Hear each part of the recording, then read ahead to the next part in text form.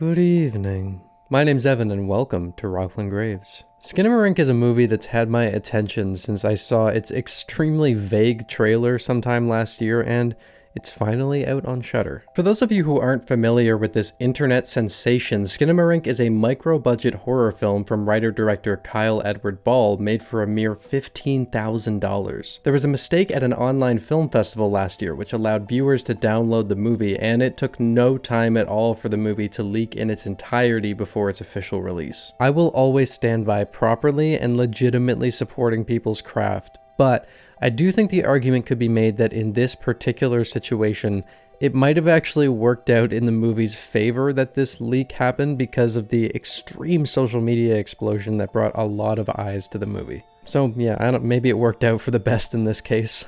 Skinamarink is an experimental lo-fi horror film, and that description will either make you click off of this video to go watch the movie, or click off of this video because that sounds atrocious to you. If you're going to watch Skinamarink, I highly recommend doing it in the darkest room available to you with the lowest amount of possible noise and the volume high. Before I say how I feel about the movie, I just want to mention how cool it is that it happened. Not since Paranormal Activity has there been a movie with this budget that saw such a successful theatrical run, and it's something I love to see. So congratulations to everyone involved with this project, and let it be an inspiration for those who have ideas in their head that they're trying to get out into the world. So last night I sat down with my brother to give the movie a watch. It tells the story of two very young children who wake up in the middle of the night to find their father missing, and all the doors and windows in their house have mysteriously vanished. It's a slow burn of hazy imagery and sound design, and my brother and I both walked away with the same feeling. Turn on the goddamn lights. This movie tapped into something from my childhood that I have wanted a movie to expose for a long time.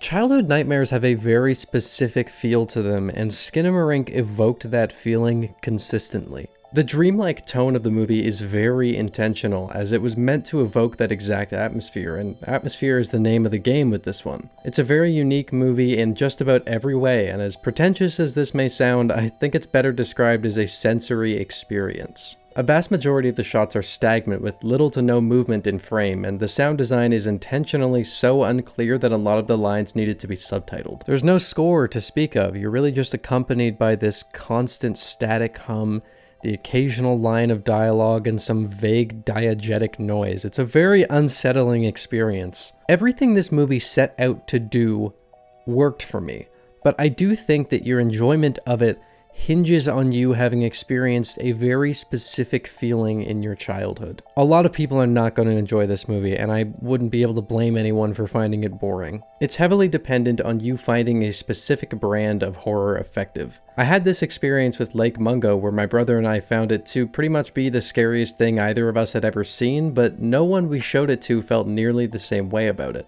Man, I really need to review Lake Mungo soon. I think this is the kind of movie that if it works, it's really gonna work, but if it doesn't, then it really won't. The story is extremely vague, both in its content and its delivery, which will lose a good chunk of viewers. The extreme levels of subtlety make certain moments some of the most tense I've seen in a while, and allow for genuine shock when something more blatant happens. This is a tension machine in the form of a movie. As soon as it ended, I just took a long breath, and I felt every muscle relax after having been tense for like an hour straight. A big reason I felt that way is because I had such a genuine concern for the children, which is interesting because I don't know what they look like. You never clearly see a human face in the entire movie, and you don't know a damn thing about these kids, but they're kids, so you care about them, and it makes the movie even more effective. The whole time I was having moments where I couldn't tell if I was actually seeing something in the dark, or if the film grain was just moving in such a way that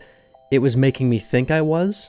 Or sometimes something would happen, but I wouldn't notice it had happened until a second later, and then I would realize it happened, and then that would scare me. It was a really weird experience. It really lends itself to that hazy, dreamlike tone the movie's going for, and it resulted in one or two moments where I thought, again, that I was making something up in the film grain, but there was actually something there, and that...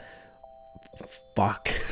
That scared the shit out of me. So this is a movie with no music, very little dialogue, and you can't even really tell what you're looking at for a lot of it.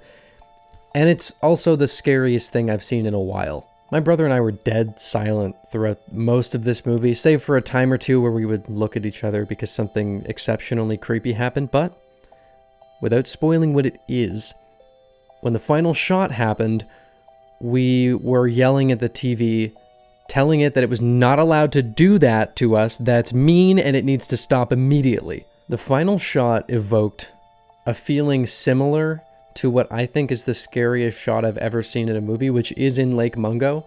It didn't get me quite as bad as the one in Lake Mungo, but the fact that it even reminded me of that says a lot, and it still got me pretty good. Skinamarink worked for me, but it won't for everyone, and that's completely fine. I love that it's as successful as it is with the extremely low budget and how niche the experience of the movie actually is. And if you're even mildly interested in it, please support these creators and watch the movie in a way that actually does support what they're doing. I will be keeping a close eye on whatever Kyle Edward Ball comes up with next, but until then, thank you for stopping by Rocklin Graves. I hope you've enjoyed your stay.